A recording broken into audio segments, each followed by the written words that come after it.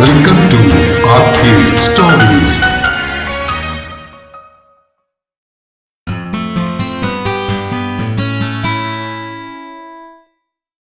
പ്രിയ പ്രണയിനി ഭാഗം 42. രചനയും അവതരണവും രഘുദാസ് കാട്ടുങ്കൽ. ചേലക്കലെ അസ്വസ്ഥത നിറഞ്ഞ അന്തരീക്ഷത്തിൽ നിന്നും ദേവൻ പുറത്തേക്കിറങ്ങുമ്പോൾ സമയമേറെ വൈകിയിരുന്നു. വീടിന് മുന്നിലെ കോലാഹലങ്ങൾ കെട്ടടങ്ങിയിരിക്കുന്നു. വിശ്വൻ രാജിവെച്ചു എന്ന വാർത്ത പുറത്തു വന്നതോടെ എന്തോ വലിയൊരു യുദ്ധം ജയിച്ച ഭാവത്തിൽ പ്രതിഷേധക്കാർ പിരിഞ്ഞു പോയിരുന്നു. കത്തിക്കരിഞ്ഞ കോലത്തിന്റെ അവശിഷ്ടങ്ങൾ മാത്രം റോഡരികിൽ ഒരു കറുത്ത പാടായി അവശേഷിച്ചു. ഗേറ്റിന് പുറത്ത് പോലീസ് വാഹനങ്ങൾ തിരികെ പോകാൻ തയ്യാറെടുക്കുകയായിരുന്നു. ഡിവൈഎസ്പി രഞ്ജനും CI പ്രതാപനും ജീപ്പിനരികിൽ തന്നെ നിൽപ്പുണ്ട്. ദേവനെ കണ്ടതും രാജൻ അവനെ അരികിലേക്ക് വിളിച്ചു. ചുറ്റും നിൽക്കുന്നവരെ ഒന്ന് കണ്ണോടിച്ച് ശബ്ദം താഴ്ത്തി അയാൾ പറഞ്ഞു, ദേവ, കാര്യങ്ങള് വിചാരിച്ചതുപോലെ തന്നെ പ്രശ്നമാണ് കേട്ടോ. വിശ്വൻ സാറ് നാട്ടിലെത്തിയാൽ ഉടനെ അറസ്റ്റ് ചെയ്യാനാ മുകളിൽ നിന്നുള്ള ഓർഡർ. രഞ്ജൻ അത് പറയുമ്പോ ദേവൻ അയാളുടെ കണ്ണുകളിലേക്ക് ഉറ്റുനോക്കി. ആ കണ്ണുകളിൽ ഒളിപ്പിച്ചു വെച്ചൊരു ഭാവമുണ്ടായിരുന്നു.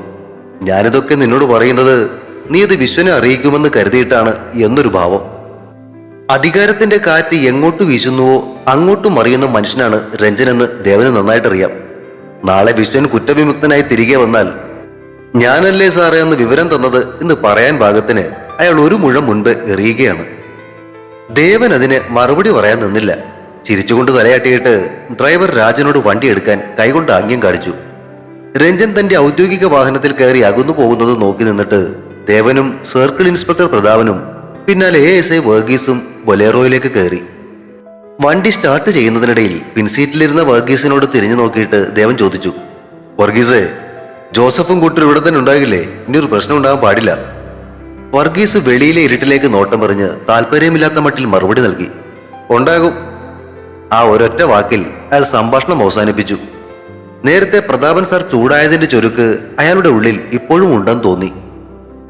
ദേവൻ രാജനോട് വണ്ടി വിടാൻ പറഞ്ഞതും അയാൾ വണ്ടി എടുത്തു. ഇരുളും വെളിച്ചവും ഇടകലർന്ന വഴികളിലൂടെ പോലീസ് ജീപ്പ് കുതിച്ചു. പ്രതാപൻ സാറിനെ അങ്ങരുടെ വീട്ടിൽ ഇറക്കിയിട്ടാണ് ബൊലേറോ കല്ലാട്ടേക്ക് എത്തിയത്. ദേവൻ കല്ലാട്ടെ ഗേറ്റിന് മുന്നിൽ ഇറങ്ങിയപ്പോ രാജൻ വണ്ടി അവിടെ ഇട്ട് തിരിച്ചിട്ട് വന്ന വഴിയെ തിരികെ പോയി. ഇരുട്ട് നിറഞ്ഞു കിടന്നിരുന്ന പിൻസീറ്റിൽ ഇരുന്നും കൊണ്ട് അപ്പോൾ വർഗീസ് ദേവനെ ഇഷ്ടക്കേടോടെ നോക്കുകയായിരുന്നു. വിലാസിനിയമ്മ ഉമ്മറത്തെ തൂണും ചാരി നിൽപ്പുണ്ടായിരുന്നു. ക്ഷീണിച്ച മുഖത്തോടെ പടി കയറി വന്ന ദേവനെ കണ്ടതും അവരടുത്തേക്ക് ചെന്നു. എന്താടാ ഇതൊക്കെ? ആ കൊച്ചു പോലീസിൽ പരാതി കൊടുത്തു എന്നൊക്കെ കേട്ടു. വിശ്വൻ രാജിവെച്ചല്ലേ? അമ്മയുടെ സ്വരത്തിൽ വലിയൊരു ആദി നിറഞ്ഞു നിന്നിരുന്നു. ദേവൻ ഒന്ന് നെടുവേർപ്പെട്ടു. കേട്ടതൊക്കെ ശരിയാണമ്മേ. വിശ്വൻ അങ്ങനെയൊന്നും ചെയ്യില്ലടാ. വിലാസിനി അമ്മയുടെ ശബ്ദം ഉറച്ചതായിരുന്നു. പക്ഷെ അവൻ രാജിവെക്കാൻ പാടില്ലായിരുന്നു. അതൊരു എടുത്തു ചാട്ടമായി പോയി. ഷൂസ് അഴിക്കുന്നതിനിടയിൽ ദേവൻ അമ്മയെ ഒന്ന് നോക്കി. അതെന്താ അമ്മ അങ്ങനെ പറഞ്ഞത്? വിശ്വനെ അമ്മയ്ക്ക് അറിയില്ലേ? അവൻ എഴുന്നേറ്റ് അമ്മയുടെ അടുത്തേക്ക് ചെന്നു. തനിക്കെതിരെ ഒരു ആരോപണം വന്നാൽ ആ കസേരയിൽ അള്ളിപ്പിടിച്ചിരുന്ന് അന്വേഷണത്തെ സ്വാധീനിച്ചെന്നാരും പറയരുത്.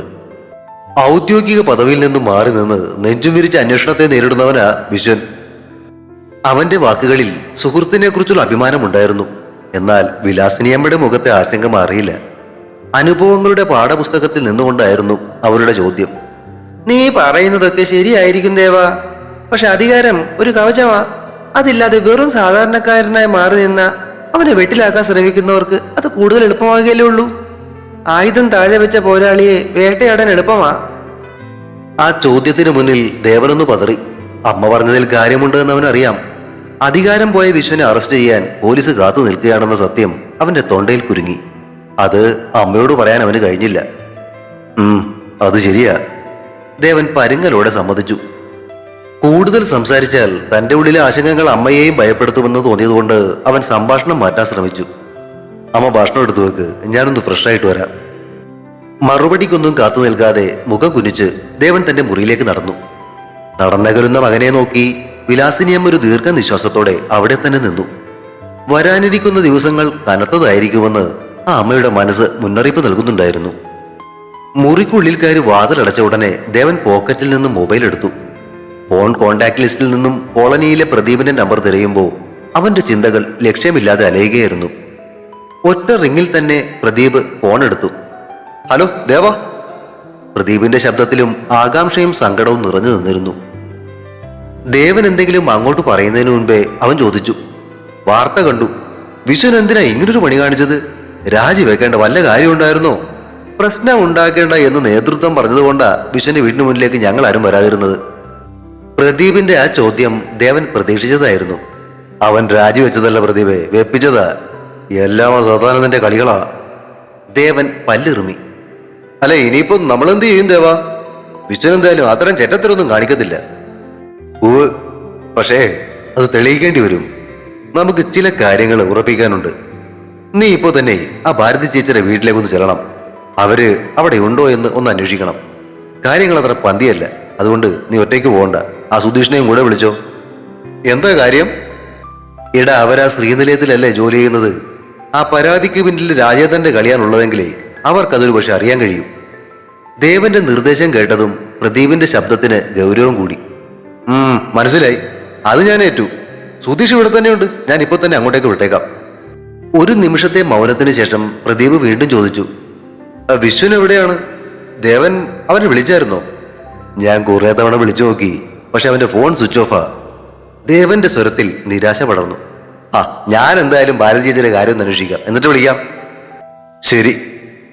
കോൾ കട്ട് ചെയ്ത ശേഷം ഒരു നിമിഷം ആലോചിച്ച് നിന്നിട്ട് ദേവൻ ഒരിക്കൽ കൂടി വിശ്വന്റെ നമ്പറിലേക്ക് ഡയൽ ചെയ്ത് നോക്കി. ചെവിയിൽ അമർത്തിപ്പിടിച്ച ഫോണിലൂടെ അങ്ങേ തലക്കൽ നിന്നും ഫോൺ സ്വിച്ച് ഓഫ് എന്ന യാന്ത്രികമായ മറുപടി തന്നെ കേട്ടു. ഉള്ളിൽ ഉറഞ്ഞുകൂടിയ ദേഷ്യത്തോടെ ദേവൻ ഫോൺ കട്ടിലേക്ക് വലിച്ചെറിഞ്ഞു. ബെഡ്ഷീറ്റിൽ തട്ടി അത് തലയണയുടെ അരികിലേക്ക് വീണു. ദീർഘമായി ഒന്ന് നിശ്വസിച്ചുകൊണ്ട് അവൻ കണ്ണാടിക്ക് മുന്നിലേക്ക് നടന്നു. വിയർപ്പും പൊടിയും പിടിച്ച യൂണിഫോം അഴിച്ചു മാറ്റുമ്പോൾ ശരീരത്തിന് മാത്രമല്ല മനസ്സിനും ചെറിയൊരു ആശ്വാസം തോന്നി. കാക്കിയുടെ ഭാരം ഇറക്കി വെച്ച് അലമാരയിൽ നിന്നും കള്ളിമുണ്ട് എടുത്തു കൊടുത്തിട്ട് തോളിൽ ഒരു തോർത്തുമിട്ട് കുളിക്കാനായി വാഷ്റൂമിലേക്ക് നടക്കുമ്പോഴും അവന്റെ ചിന്തകൾ സ്വിച്ച് ഓഫ് ചെയ്തു വെച്ച വിശ്വന്റെ ഫോണിനെ ചുറ്റിപ്പറ്റി തന്നെയായിരുന്നു. അത്താഴം കഴിച്ചെന്ന് വരുത്തി കൈ കഴുകി മുറിയിലേക്ക് എത്തുമ്പോൾ ദേവന്റെ മനസ്സ് നിറയെ കണക്കുകൂട്ടലുകളായിരുന്നു.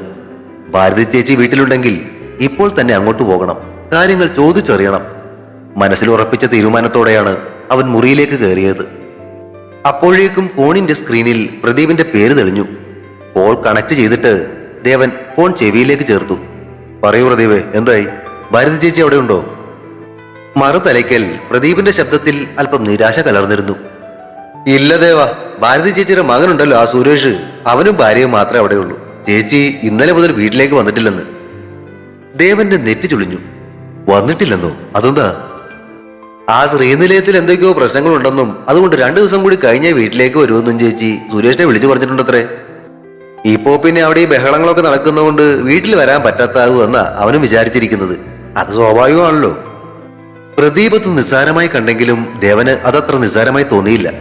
അത് സ്വാഭാവികമല്ല, മറിച്ച് ആസൂത്രിതമാണെന്ന് അവന്റെ ഉള്ളിലിരുന്ന് ആരോ വിളിച്ചു പറയുന്നുണ്ടായിരുന്നു. സാക്ഷികളെ മുഴുവൻ അവർ മാറ്റിക്കൊണ്ടിരിക്കുകയാണ്. ശരി പ്രദീപേ, ബാക്കി ഞാൻ നോക്കിക്കൊള്ളാം. നിരാശയോടെ ദേവൻ കോൾ കട്ട് ചെയ്തു. ഭാരതി ചേച്ചിയെ അവർ ശ്രീനിലയത്തിൽ തടഞ്ഞു വെച്ചിരിക്കുകയാണോ? അതോ പണം കൊടുത്ത് വശത്താക്കിയോ? രശ്മിക പരാതി കൊടുത്തത് രാജേന്ദ്രന്റെയും ഗംഗാധരന്റെയും ഭീഷണിക്ക് വഴങ്ങിയാണോ എന്ന് തെളിയിക്കാൻ ഇനി ഒരേ ഒരു വഴിയേ ഉള്ളൂ, രശ്മികയെ നേരിൽ കാണുക. ആ നിമിഷം തന്നെ സ്കൂട്ടർ എടുത്ത് ശ്രീനിലയത്തിലേക്ക് പാഞ്ഞാലോ എന്നാണ് അവൻ ആദ്യം ചിന്തിച്ചത്. പക്ഷെ ഈ രാത്രിയിൽ അവിടെ ചെന്നാൽ അത് വിപരീത ഫലമേ ഉണ്ടാക്കൂ. രാജേന്ദ്രന്റെ മുന്നിൽ വെച്ച് രശ്മിക ഒന്നും തുറന്നു പറയാൻ സാധ്യതയുമില്ല. അവളെ എങ്ങനെ ഒറ്റയ്ക്ക് കയ്യിൽ കിട്ടുമെന്ന് ചിന്തിച്ചുകൊണ്ട് ദേവൻ കട്ടിലേക്ക് ചാരിക്കിടന്നു. എന്തായാലും നാളെ നേരം വെളുക്കട്ടെ, ഇതിനൊരു തീരുമാനം ഉണ്ടാക്കണം. അതും ചിന്തിച്ചു കൊണ്ടിരിക്കുമ്പോഴാണ് ഫോൺ വീണ്ടും ശബ്ദിച്ചത്. സ്ക്രീനിൽ ഗൗരി എന്ന പേര് കണ്ടതും ദേവന്റെ മുഖത്തെ മുറുക്കമയഞ്ഞു. ആ പേരിന് പോലും തന്റെ മനസ്സിനെ തണുപ്പിക്കാൻ കഴിവുണ്ടെന്ന് അവൻ അപ്പോൾ തോന്നി. ഹലോ ഗൗരി. എന്തായി ദേവേട്ട, പോയ കാര്യങ്ങളൊക്കെ അറിഞ്ഞോ? ഗൗരിയുടെ ശബ്ദത്തിലെ ആകാംക്ഷ ദേവന് തൊട്ടറിയാമായിരുന്നു. ഞാൻ ചേലക്കലിൽ പോയി വിശുന്റെ അമ്മയെ കണ്ടിരുന്നു. അമ്മയ്ക്ക് വലിയ കുഴപ്പമൊന്നുമില്ല. പക്ഷേ അല്പം നിശബ്ദനായിട്ട് അവൻ വീണ്ടും തുടർന്നു. ഞാൻ വിശുന്റെ വീട്ടിൽ ജോലിക്ക് നിൽക്കുന്ന ആ കോളനിയിലെ ഭാരതി ചേച്ചിയെ കുറിച്ചൊന്ന് അന്വേഷിച്ചിരുന്നു. പക്ഷെ അവരെ കിട്ടിയില്ലെന്നേ. അവരിപ്പോ ശ്രീനിലയത്തിലാ ഉള്ളത്. അവരെ കിട്ടിയിരുന്നെങ്കിലേ ആ പരാതിക്ക് പിന്നിലുള്ള യാഥാർത്ഥ്യം എന്തെന്ന് അറിയാൻ കഴിയുമായിരുന്നു. ഇനിയിപ്പോ എന്തു ചെയ്യും? നാളെ രാവിലെ ശ്രീനിലയത്തിലേക്ക് പോയി രശ്മികയെ ഒന്ന് നേരിട്ട് കണ്ടാലോ എന്നാ ഞാൻ ആദ്യം ആലോചിച്ചത്. പക്ഷെ രാജേന്ദ്രന്റെ മുന്നിൽ വെച്ച് അവള് സത്യം തുറന്നു പറയാൻ സാധ്യതയില്ല. അത് ശരിയാ. ഒരു നിമിഷം ആലോചിച്ചതിന് ശേഷം അവൾ ചോദിച്ചു, ഭാരതി ചേച്ചി ശ്രീനിലയത്തിലുണ്ടെന്നല്ലേ പറഞ്ഞത്? അതെ. ഭാരതി ചേച്ചിയുടെ മോനെ കൊണ്ട് അവരെ വിളിപ്പിച്ചാലോ? അവനോ ഭാര്യക്കോ നല്ല സുഖമില്ലെന്ന് പറഞ്ഞാല് അവർ കോളിനിലേക്ക് വരില്ലേ? നീ പോലീസിൽ ചേർന്നോ? താൻ പറഞ്ഞത് ശരിയല്ലേ എന്ന് ഓർത്തുകൊണ്ടിരിക്കുന്നവൾക്ക് ദേവന്റെ ചോദ്യം കേട്ട് ചിരി പൊട്ടി. ഫോണിൽ കൂടി അവളുടെ ചിരി അവൻ കേട്ടു. ഒരു കുടുംബത്തിലെ ഒരാണ് മതി പോലീസിലെ. ഓ, വൈശാഖി എവിടെ? അവൾ ഉറങ്ങിയോ? ഏയ് ഇല്ല, അവൾ ഇവിടെ തന്നെ ഉണ്ട്. ഭക്ഷണം കഴിഞ്ഞ് ഞങ്ങൾ കിടക്കാൻ പോവുകയായിരുന്നു. ദേവട്ടന്റെ കോൾ കാത്തിരിക്കുകയായിരുന്നു അവളും. ശരി, എന്നാ ഇനി കിടന്ന് വൈകിക്കണ്ട, നീണ്ട യാത്ര കഴിഞ്ഞ് എത്തിയതല്ലേ. ഗുഡ് നൈറ്റ് ദേവേട്ട, ഗൗരി മൃദുവായി പറഞ്ഞു. അതിന് പിന്നാലെ പതിഞ്ഞ ഒരു ഉമ്മ കൂടി ഫോണിൽ കൂടി ഒഴുകിയെത്തി. ഗുഡ് നൈറ്റ്, ചിരിയോടെ മറുപടി പറഞ്ഞിട്ട് പിശുക്ക് കാട്ടാതെ അവനും കൊടുത്തു തിരികെ ഒരു ഉമ്മ. ഫോൺ കട്ട് ചെയ്ത് നെഞ്ചോട് ചേർത്ത് പിടിച്ചുകൊണ്ട് ദേവൻ കിടന്നു. പുറത്ത് ഇരുട്ട് കനക്കുന്നുണ്ടായിരുന്നെങ്കിലും ഗൗരിയുടെ ശബ്ദം നൽകിയ ആശ്വാസത്തിന്റെ ചെറിയൊരു വെളിച്ചം അവന്റെ ഉള്ളിൽ തെളിഞ്ഞു നിൽപ്പുണ്ടായിരുന്നു. രാത്രിയുടെ നിശബ്ദതയെ കീറി മുറിച്ചുകൊണ്ട് തൊട്ടടുത്ത് മെശപ്പുറത്തിരുന്ന ഫോൺ ചിലച്ചു തുടങ്ങിയപ്പോഴാണ് ദേവൻ ഞെട്ടി ഉണർന്നത്. അഗാധമായ ഉറക്കത്തിൽ നിന്ന് പെട്ടെന്നുള്ള ശബ്ദം കേട്ട് എന്തൊക്കെയോ സ്വപ്നത്തിലായിരുന്ന അവന്റെ നെഞ്ച് പടപടാൻ പിടിച്ചു. പാതി മയക്കത്തിൽ ഇരുട്ടിൽ തിളങ്ങി നിൽക്കുന്ന മൊബൈൽ സ്ക്രീനിലേക്ക് അവൻ കണ്ണുകൾ ഇറുക്കി നോക്കി. അതിൽ തെളിഞ്ഞു നിന്ന പേര് കണ്ടതും ദേവന്റെ ഉറക്കം പൂർണ്ണമായും പറന്നുപോയി. വിശ്വൻ. വൈകുന്നേരം മുതൽ പലവട്ടം വിളിച്ചിട്ടും കിട്ടാതിരുന്ന സ്വിച്ച് ഓഫ് എന്ന് മാത്രം കേട്ടിരുന്ന ആ നമ്പറിൽ നിന്നും ഇപ്പോൾ ഒരു കോൾ. സമയം നോക്കിയപ്പോ പാതിരാത്രി കഴിഞ്ഞ് 2 മണിയായിട്ടുണ്ട്.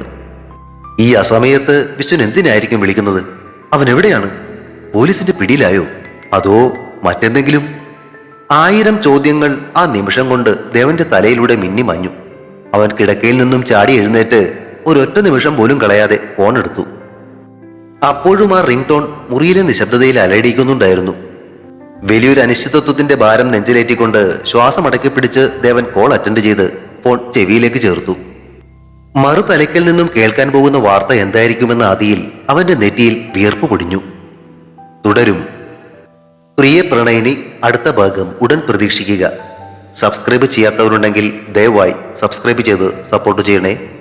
കഥയ്ക്ക് അഭിപ്രായങ്ങളും ലൈക്കുകളും ഹൈപ്പും ഒക്കെ നൽകുന്നതിനോടൊപ്പം തന്നെ കഥയുടെ ലിങ്ക് കഴിയുന്നവർക്കൊക്കെ ഒന്ന് ഷെയർ ചെയ്ത് കൊടുത്തേക്കണേ.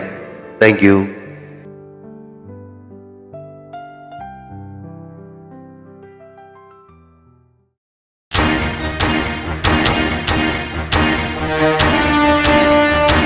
See you soon.